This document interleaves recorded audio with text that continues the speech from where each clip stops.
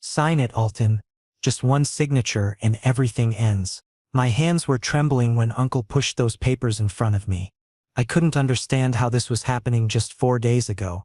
I was a normal college student, working part-time at a cafe, living alone in my tiny apartment, and now I was being told that my mother had accumulated such a massive debt at an underground casino that she'd fled, and that debt would be cleared with my life. Uncle had first offered me the option to pay, laughing as he did. $10 million in 4 months? Do you even know your place? Then he'd presented the second option, sell me, to some authority who could pay the price. My heart had sunk. I'd become property, an object that could be auctioned off. Now I stood inside this enormous cold mansion where everything was so pristine and expensive that I was afraid to touch anything.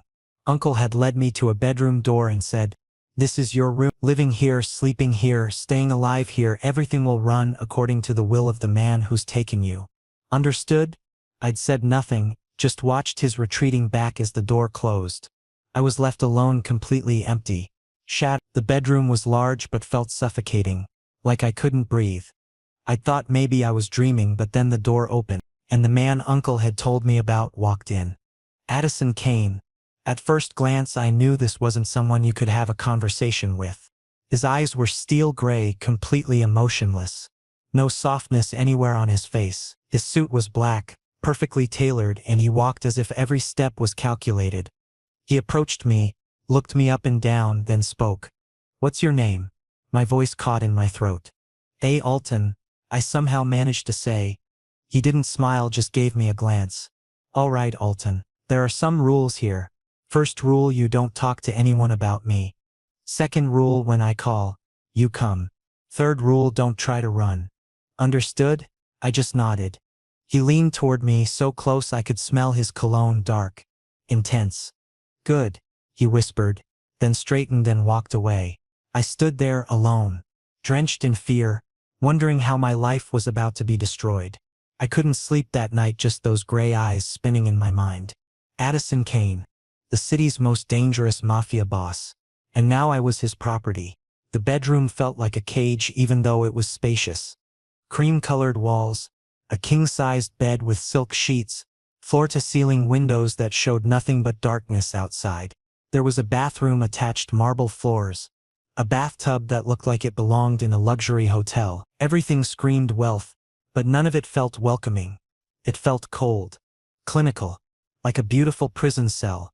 I sat on the edge of the bed, my fingers gripping the sheets, trying to process what had just happened. My mother had gambled away money she didn't have, and when the debt collectors came calling, she'd disappeared, left me to deal with the consequences. Uncle, my father's brother, had shown up at my apartment 3 days ago with 2 large men. He'd explained the situation with a cruel efficiency that made it clear he'd done this before. Maybe not with family, but with someone. "Your mother owes some very dangerous people a lot of money," he'd said, sitting on my threadbare couch like he owned the place. "They want their payment. Since she's gone, that debt falls to you." I'd argued, of course, told him I had nothing to do with her choices, that I hadn't spoken to her in over a year, that this wasn't legal. He'd laughed at that word, legal. "Kid, these people don't care about legal. They care about getting what they're owed. Now you've got 2 choices. Come up with the money, or we find another way for you to pay." The other way had been this: being sold to someone who could clear the debt. Uncle had made some calls, arranged some meetings I wasn't part of, and within 48 hours I was standing in front of Addison Kane, being told I now belonged to him. I'd researched Addison during those 2 days, using my phone frantically before Uncle confiscated it. The articles were vague but terrifying. Suspected connections to organized crime. Multiple businesses that seemed legitimate but were rumored to be fronts. People who crossed him disappeared. There were no photos. He kept himself out of the public eye. But the reputation was enough. And now I'd seen him in person. And somehow that was worse than anything I'd imagined. He wasn't some caricature of a villain. He was real. He was calm. He was controlled. And that made him more frightening than if he'd been openly threatening. I walked to the window and looked out. The mansion grounds stretched far into the darkness. I could see the shadows of trees, the outline of a high wall in the distance. There were lights moving, guards patrolling. Of course there were guards. Uncle's words echoed in my head. Don't try to run, as if I'd get far. I didn't even know where I was. The drive here had taken over an hour, but I'd been too shocked to pay attention to directions. I was trapped, completely and utterly trapped. My phone was gone. My apartment, if it was even still mine, was unreachable. My friends from college would probably think I'd dropped out, disappeared. Maybe they'd worry for a week or two, then move on with their lives. I had no family who cared. My father had died when I was 12. My mother had spiraled after that, becoming someone I didn't recognize. An uncle had always been distant until he'd seen an opportunity to use me. I pressed my forehead against the cool glass of the window, feeling tears threaten but refusing to let them fall. Crying wouldn't change anything. It wouldn't make this nightmare end. I needed to think, to figure out how to survive this. Addison had said I belonged to him now. But what did that mean? What did he want from me? The uncertainty was almost worse than knowing. My imagination filled in terrible possibilities, each one more horrifying than the last. I turned away from the window and explored the room more thoroughly. The closet was empty except for a few hangers. The drawers were vacant. There was nothing personal here, nothing that suggested anyone had ever lived in this space. It was a guest room, I realized. Or maybe a room kept specifically for situations like this. How many others had been here before me? How many people had Addison Kane bought and brought to this mansion? The thought made me sick. I sat back down on the bed, then lay back, staring at the ceiling. An ornate chandelier hung there, crystal and gold, probably worth more than everything I'd ever owned combined. The absurdity of it struck me. I was lying in luxury while my freedom had just been sold. The contrast felt like a cruel joke. Sleep seemed impossible, but eventually exhaustion won. My last conscious thought was of those gray eyes, emotionless and cold, looking at me like I was something he'd purchased at a store. And I supposed, in a way, I was. I'd been given a price tag and Addison Kane had paid it. Now I had to figure out what that meant for whatever was left of my life. The next morning, I woke up convinced I'd find a way to survive somehow. When I made my way downstairs to the dining hall, he was already there, drinking black coffee and looking at his phone. I hesitantly pulled out a chair and sat down. But my breathing was so rapid I thought he might hear it. For several minutes there was complete silence, just the sound of a spoon. Then suddenly he spoke. "You used to work?" I looked at him shocked. "Yes. At a cafe." He nodded and went back to his phone. A little while later he set down his coffee cup and said, "Do you need anything? Books? Clothes? Laptop?" I was confused. I'm fine," I said awkwardly. He raised an eyebrow as if surprised by my answer. "All right," he said and stood up straight. "I'm going to work. Don't leave the house, there are guards." And he left. I spent the entire day exploring the mansion. This place was so huge it felt like a hotel. There was a library, a gym, an indoor pool, everything. But everything was so empty and lifeless, as if no one actually lived here. In the evening when Addison returned, I was in the library, trying to read a novel.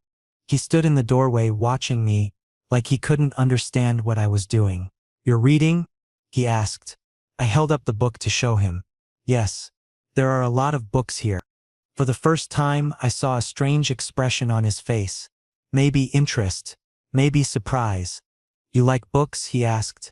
"Yes. Very much," I answered. He didn't say anything, just nodded and left.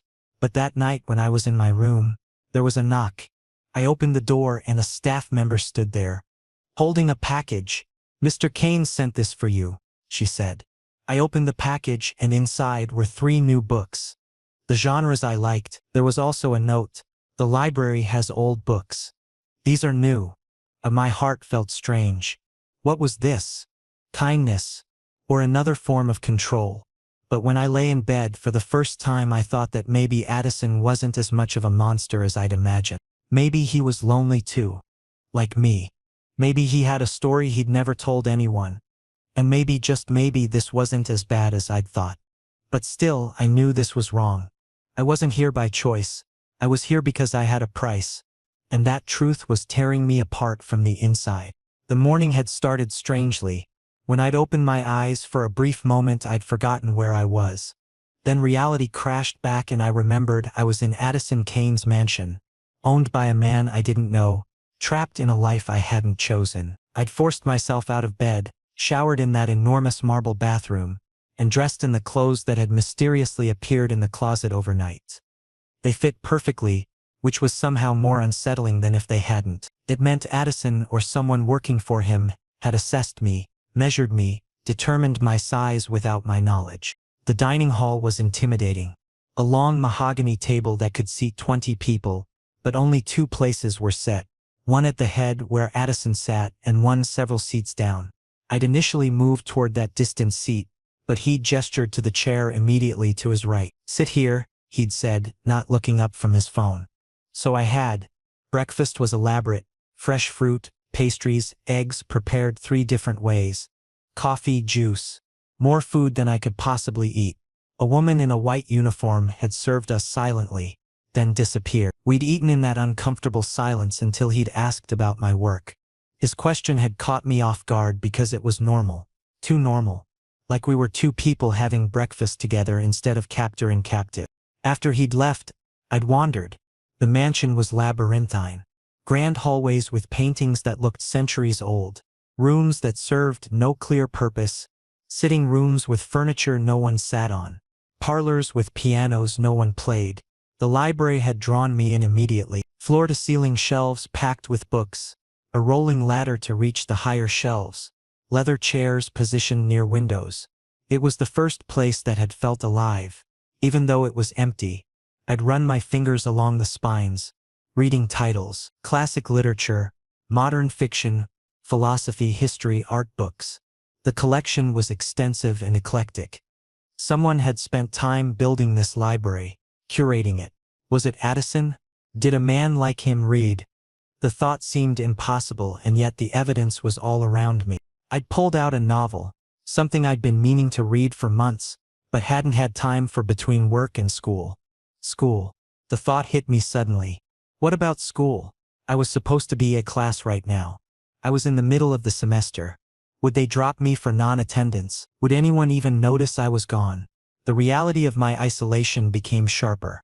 I settled into one of the leather chairs and tried to focus on the book, but the words swam. I kept reading the same page over and over, unable to concentrate. What was I supposed to do with myself here? Just exist, wait for Addison to tell me what he wanted from me. The uncertainty was suffocating. When evening came and I heard the front door open, my whole body tensed. I heard his footsteps. He walked with a distinctive rhythm, measured and purposeful. I stayed in the library, partially hidden by a bookshelf, watching as he passed by. He glanced in, saw me and paused. That's when he'd asked if I was reading. The conversation had been brief, but something about it felt different from the morning. He'd seemed curious, almost confused by my presence, like he wasn't sure what to make of someone who chose to spend their time with books. After he'd left, I tried to continue reading, but my mind was racing. Who was Addison Kane, really? What did he do all day when he left the mansion? The blood I'd noticed on his shirt cuff when he'd walked past. Whose blood was it? What kind of work left you coming home with blood on your clothes? The package that arrived later that night had shocked me more than anything else. The books were new releases, bestsellers I'd had on my mental wish list. The note was written in clean, precise handwriting. He'd taken the time to write to me, to get me something. Why? Was this some kind of psychological tactic? Make the prisoner comfortable so they're easier to control? Or was it something else? I'd sat on my bed holding those books, feeling confused. I wanted to be angry, to reject this gesture, but I couldn't, because the truth was, in this empty, cold mansion, those books felt like a lifeline. They felt like someone had seen me not as property but as a person who liked reading. That night, I'd lain awake thinking about the contradiction that was Addison Kane. The man who'd bought me. The man who'd given me books. The dangerous Mafia boss. The person who seemed lonely in his enormous house. I couldn't reconcile these different images, and that confusion kept me awake long into the night, staring at the ceiling, wondering what tomorrow would bring. 3 weeks passed and I was settling into this life, whether I wanted to or not. Addison often came home late at nights, sometimes with blood on his suits. At first I'd been frightened, but then I got used to it. He'd go straight to his room and I wouldn't see him again that night. But one night everything changed. I'd gone to the kitchen for water when I saw him sitting on the living room couch, shirt removed, a large cut on his shoulder. He was trying to bandage it himself, his jaw tight with pain. At first I thought about ignoring it, but I couldn't. "Do you need help?" I said hesitantly. He looked at me, surprised. "What are you doing here?" "Getting water." "But the bandage isn't going on properly," I said. He watched me for a moment, then held out the bandage toward me. "Fine. Do it." I approached and looked at his cut. It was deep, probably from a knife. My hands were shaking as I started applying the bandage. He was completely silent, just watching me. "Why aren't you afraid anymore?" he suddenly asked. I stopped. "What?" "Before, you trembled when you saw me. Now you don't. Why?" I looked into his eyes. This time there was something different in them. Maybe curiosity, maybe loneliness, because now I'm more afraid of myself. I admitted truthfully that I've adjusted here so easily. He went quiet, then said softly, "This isn't adjusting, Alton. This is surviving. And you're doing well." Then he took my hand for just a second and released it. "Thank you," he said. My heart started racing. This was the first time he'd thanked me. After finishing the bandage, he stood up and picked up his shirt. "Do you see me as human?" he suddenly asked. I looked at him confused. "What do you mean people think I'm a monster?" "Maybe they're right. But you look at me like I'm just a man." I said nothing because the truth was, yes, I'd started seeing him that way. When I returned to my room, I couldn't sleep. Because now I'd begun to feel that Addison had a heart too. A broken heart. And maybe I was starting to understand him a little. But thinking all this was wrong, because he was still the man who'd bought me. He was still the man who held my freedom, and I was still his property. The 3 weeks had developed a strange routine.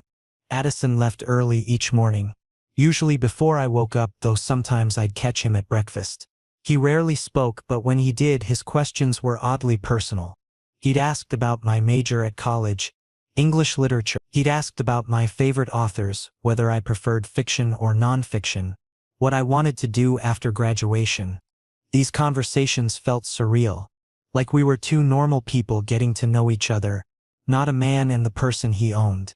I'd learned to read his moods by small signs. When he loosened his tie immediately upon entering, the day had been stressful. When he poured whiskey before dinner, something had gone wrong.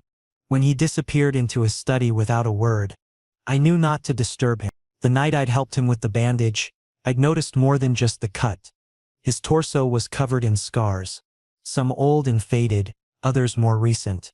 Each one told a story of violence, of a life lived on the edge of danger. When my fingers had accidentally brushed against one while applying the bandage, he'd flinched slightly, not from pain but from the unexpected contact. It had occurred to me then that maybe no one touched Addison Kane gently. Maybe every touch he experienced was violent. Fighting, defending, attacking. The thought had made me sad in a way I didn't want to examine too closely. His question about fear had caught me off guard because I'd been wondering the same thing. When had I stopped being terrified? The first week, I'd barely slept, jumping at every sound, expecting something terrible to happen. But nothing had. Addison had largely left me alone.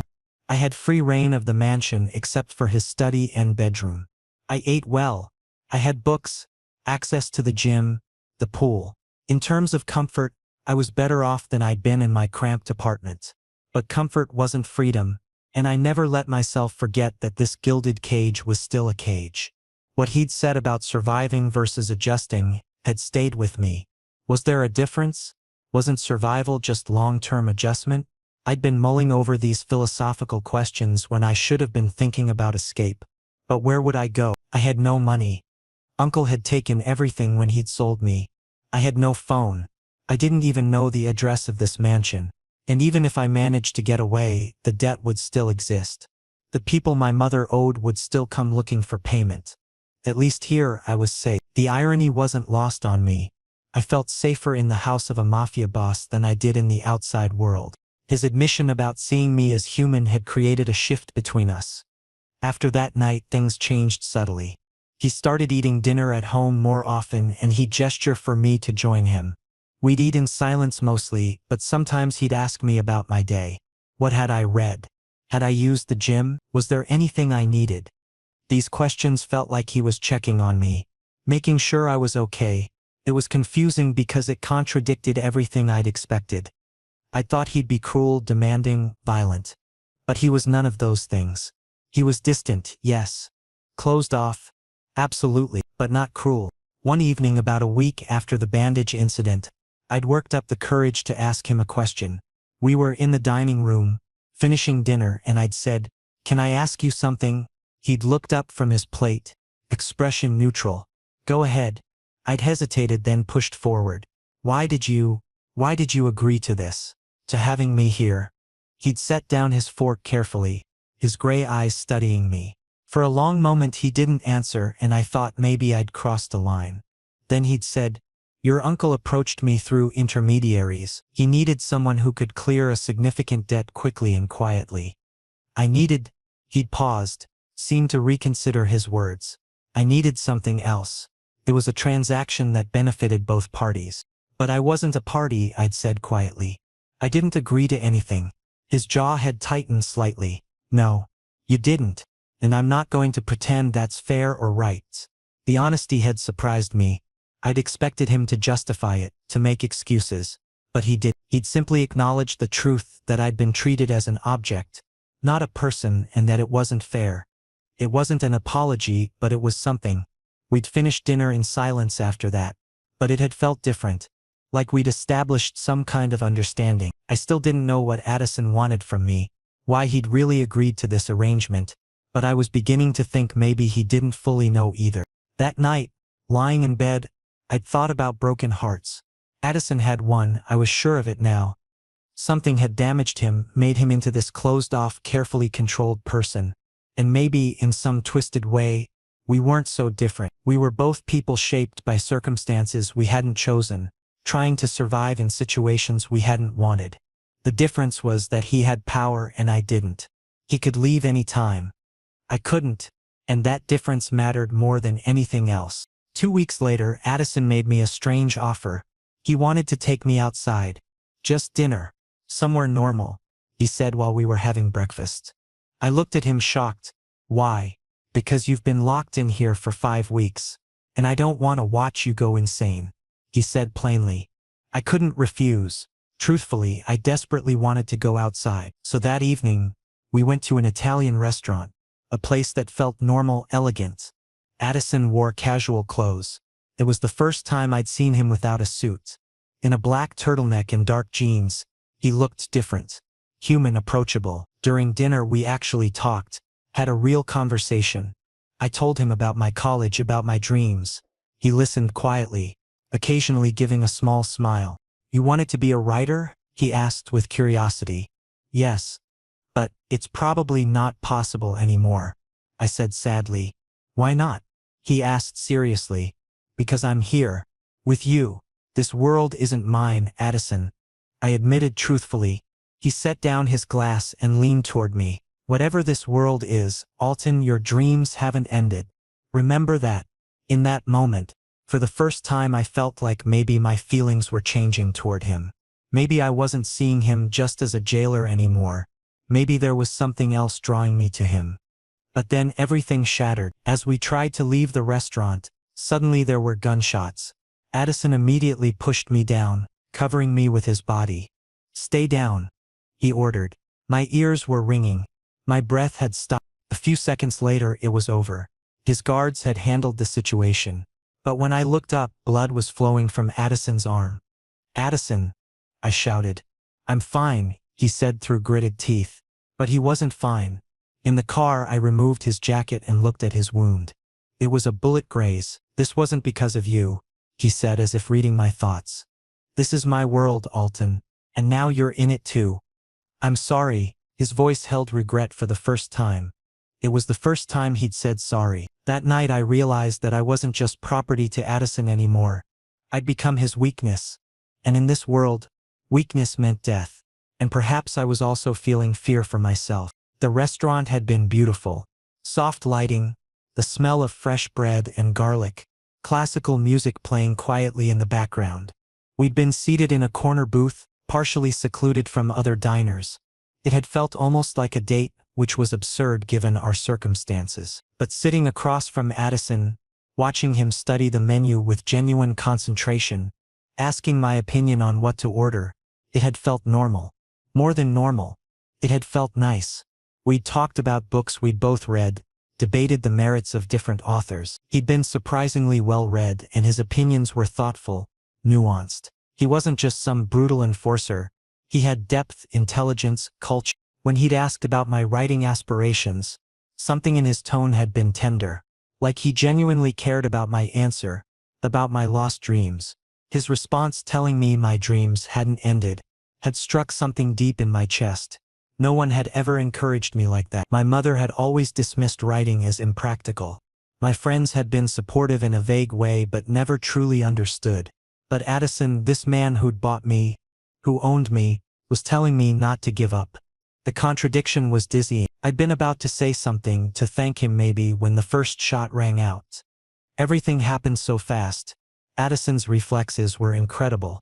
He'd moved before I'd even processed what was happening, throwing me to the ground and shielding me with his entire body. I'd felt the weight of him, solid and protective, heard his heart pounding against my back. More shots, screaming, glass shattering, then silence broken only by people crying. When Addison had pulled me up, his face had been completely transformed. Gone was the man who'd been smiling at me over pasta. This was the Mafia boss, cold and calculating, scanning for threats. His arm was bleeding but he didn't seem to notice or care. He dragged me toward the exit where a car was already waiting. His guards were efficient. Inside the vehicle as we sped away, I'd started shaking. Delayed shock, I suppose. My hands wouldn't stop trembling. Addison had noticed, had reached for my hand and held it firmly. Breathe, he'd commanded, and somehow I had matching my breaths to his. Only then had I seen the blood spreading across his sleeve. When I'd reached for it, he'd tried to pull away, but I'd insisted. The wound wasn't deep but it was long. A burning line across his bicep where the bullet had grazed him. Who were they? I'd asked while examining it. Does it matter? His voice had been flat. They wanted to hurt you to hurt me. That's all you need to know. The weight of that statement had settled over me like a blanket. People wanted to hurt me now. Not because of anything I'd done, but simply because I existed in Addison's orbit. I'd become a target, a vulnerability, a way to get to him. The realization was terrifying. Back at the mansion, Addison had disappeared into his study immediately, barking orders into his phone. I'd gone to my room, sat on my bed, and tried to process what had happened. Someone had tried to kill us, or kill him and take me, or just send a message. Whatever the motivation, the result was the same. My world had just gotten infinitely more dangerous. I'd thought I understood what being with Addison meant. I'd thought I grasped the reality of his world. But I'd been naive. This wasn't just about being owned or controlled. This was about being in constant danger, about looking over your shoulder, about never feeling truly safe. And yet when those shots had fired, Addison had protected me without hesitation. He'd put himself between me and the bullets.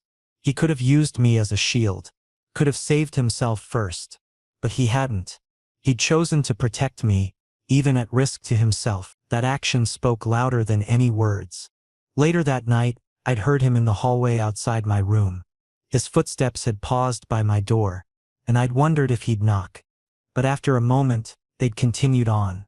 I'd wanted to go to him, to check on his arm, to talk about what happened. But I'd stayed in bed, paralyzed by confusion about what I was feeling. Fear, yes. But also something else. Gratitude. Connection. Maybe even the beginning of something deep. The dreams that night had been violent. Gunshots echoing endlessly. Blood spreading across white tablecloths. Addison's gray eyes going dark and empty. I'd woken up gasping, covered in sweat, and realized something crucial. I didn't want Addison to die. Not just because of what would happen to me, but because the thought of him being gone, of never seeing him again, of that sharp intelligence and hidden kindness being erased from the world. It hurt.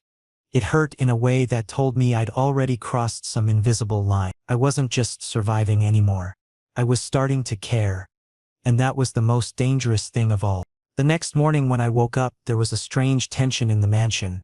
There were more guards, and Addison was locked in his study. I knocked but got no answer. The whole day passed and he didn't speak to me.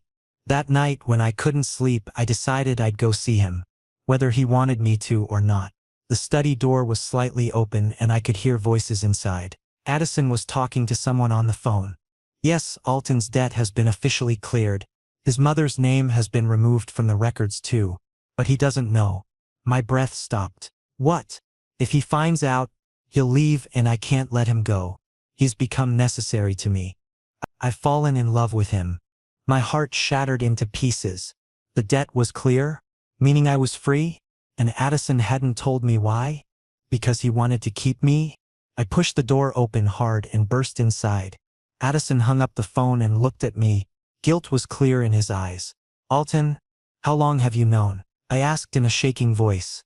How long have you known I was free? He stood up, trying to stay calm. 3 weeks?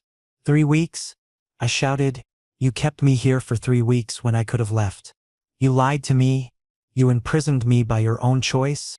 I was protecting you. He finally raised his voice. You had enemies out there. If you'd left, they would have killed you. I wanted to keep you safe. That wasn't your decision to make. I started crying. I'm not your property, Addison. I'm a human being. I have rights. I should have had a choice. He came toward me, trying to touch my arm, but I jerked away.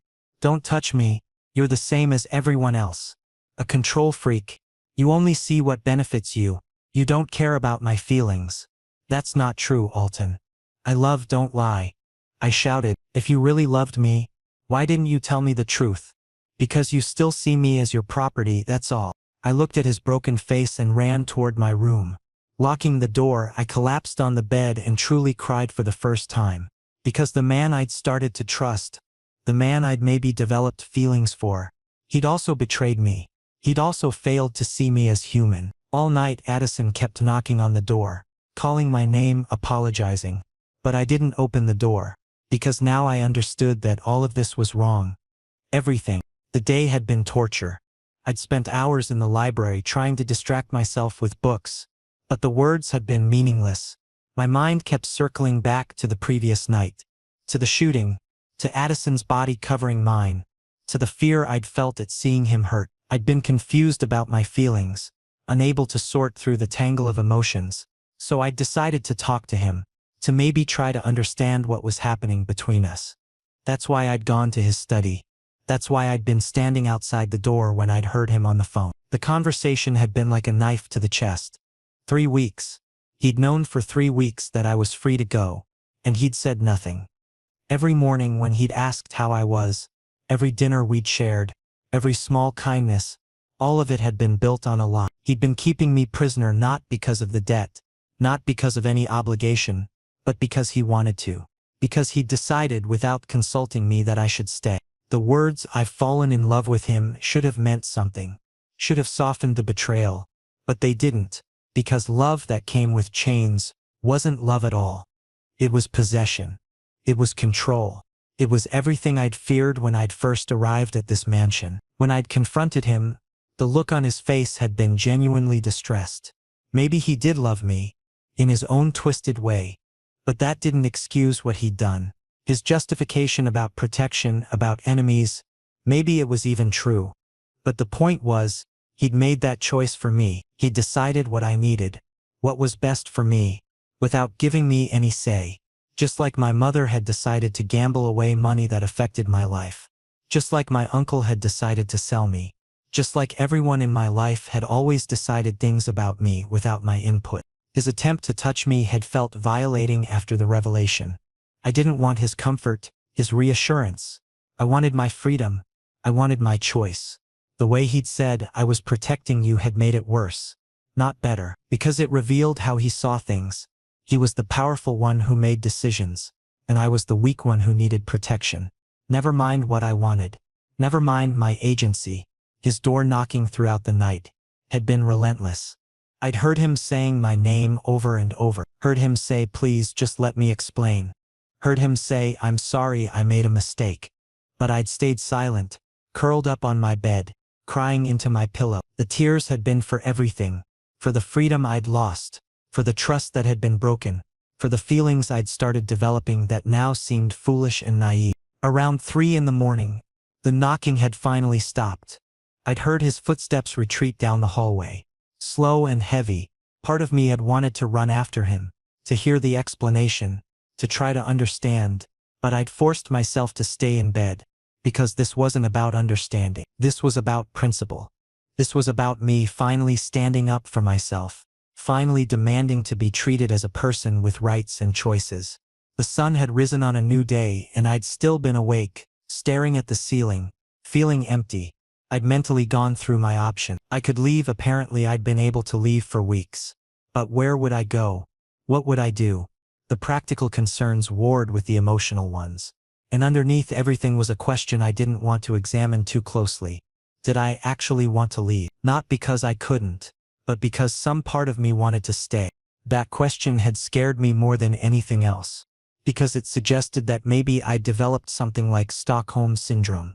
Maybe I'd bonded with my captor in some unhealthy way. Or maybe, and this was even more frightening, maybe my feelings were real. Maybe despite everything, despite how we'd met and the power imbalance and the lies, I genuinely developed feelings for Addison Kane. And if that was true, what did it say about me? Was I really so starved for affection, so desperate for connection, that I'd fall for the man who bought me? The thoughts had spiraled darker and darker until finally, exhausted, I'd fallen into a fitful sleep as dawn broke. My dreams had been fragmented, confused, images of Addison, of freedom, of locked doors and open roads, all mixed together until I couldn't tell what I wanted anymore. The next morning when I woke up, the house was completely silent. Addison was nowhere to be found. On the table was just an envelope with my name on it. I opened it and inside were some documents, my passport, birth certificate, and a debt clearance certificate that was properly signed and stamped. There was also money, cash, and a bank card, and there was a handwritten letter that was 3 pages long. Alton, forgive me. I know these words aren't enough, but I want to write them anyway. I should have told you earlier. Everything that belongs to you is here. Documents, money that's rightfully yours from the contract settlement, and your complete freedom. You can go wherever you want. This house, this world, it's all your decision. If you stay, it's your choice. If you go, I won't stop you. I'll never stop you. The letter continued. I love you, Alton. This is my first love and maybe my last. But I can't imprison you.